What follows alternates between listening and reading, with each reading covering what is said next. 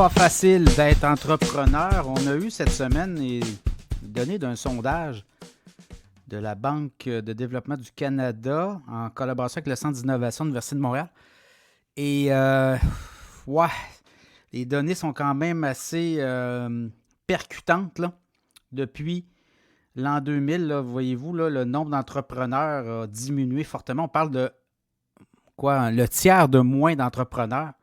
On parle de 100 000 entrepreneurs de moins qu'il y a 20 ans, alors que 3 personnes sur 1000 se lançaient en affaires au Canada en 2000. Maintenant, aujourd'hui, c'est 1,3% ou une personne sur 3. Donc, c'est vraiment une baisse assez importante. Et ça fait en sorte qu'il y a moins d'entrepreneurs. La compétition également, on l'a vu, le Bureau de la concurrence qui a émis là, des données très importantes en 2000, 2020. Donc, on est vraiment dans la bonne séquence.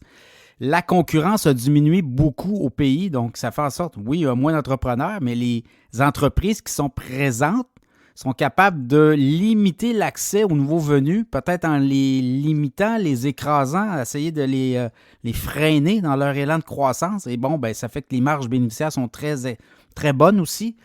Donc, il y a ça. Et là, ben, on regarde un peu pourquoi les jeunes hésitent à se lancer en affaires de plus en plus. Ben, les compétences, oui, mais l'environnement, les taux de taxation, la paperasse, la complexité de vouloir brasser des affaires, on le fait. Il y a certains qui vont lancer une entreprise et à un moment donné, ils lancent la serviette. On dit quand même qu'après quelques années, là, c'est 3 entreprises sur 5 qui... en fait, c'est une entreprise sur 3 ferme dans les 5 années qui suivent le lancement. Donc, 1 sur 3 dans les 5 années suivantes. Donc, c'est le tiers qui ne survivent pas. Donc, ça rejoint un peu les chiffres qu'on vous ai parlé au début de ce segment-là.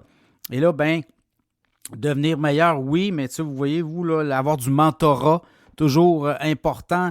Réseau, développer sa communauté. Toujours garder un réseau bien huilé, comme on dit. On est capable de jaser beaucoup avec les gens. Oui, avoir un mentor, c'est important, mais d'être capable de réseauter, d'être capable de s'ajouter des membres à son réseau régulièrement. Donc, on ouvre nos horizons, on jase avec des gens. Les gens nous disent, ben, écoutez, vos produits, votre entreprise m'intéresse, vos produits et services.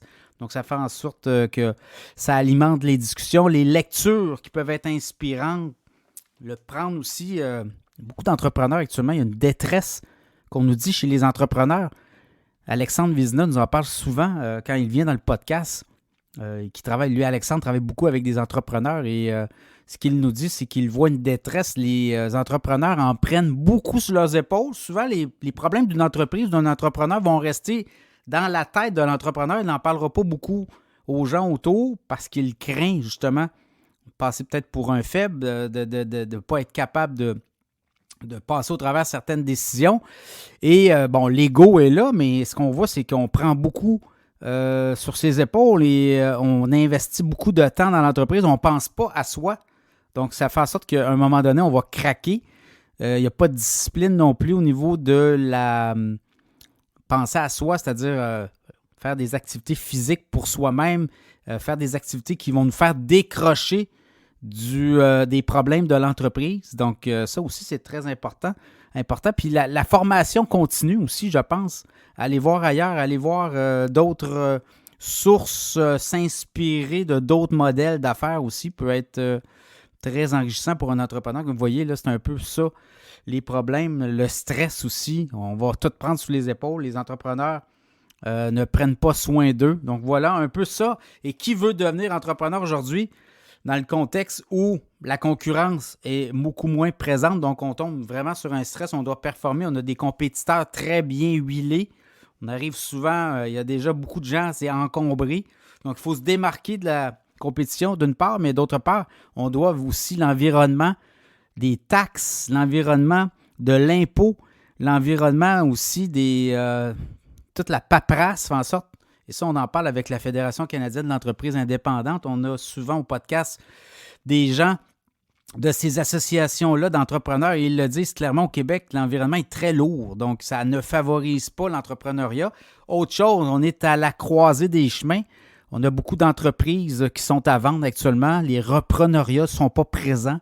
ceux qui veulent reprendre ont des défis aussi. Soit on prend l'entreprise, on la pivote, on l'amène ailleurs ou on continue et on la perfectionne. Donc pas facile le métier d'entrepreneur, on le constate, là, ça peut devenir très lourd pour les entrepreneurs qui peinent à réussir ou qui sont à la recherche là, de solutions. Donc, dans ce contexte-là, il va falloir qu'il se passe quelque chose, d'autant plus qu'il n'y a pas de raison qu'il y ait moins d'entrepreneurs au Québec et au Canada parce que les guichets d'aide, les guichets pour se référer,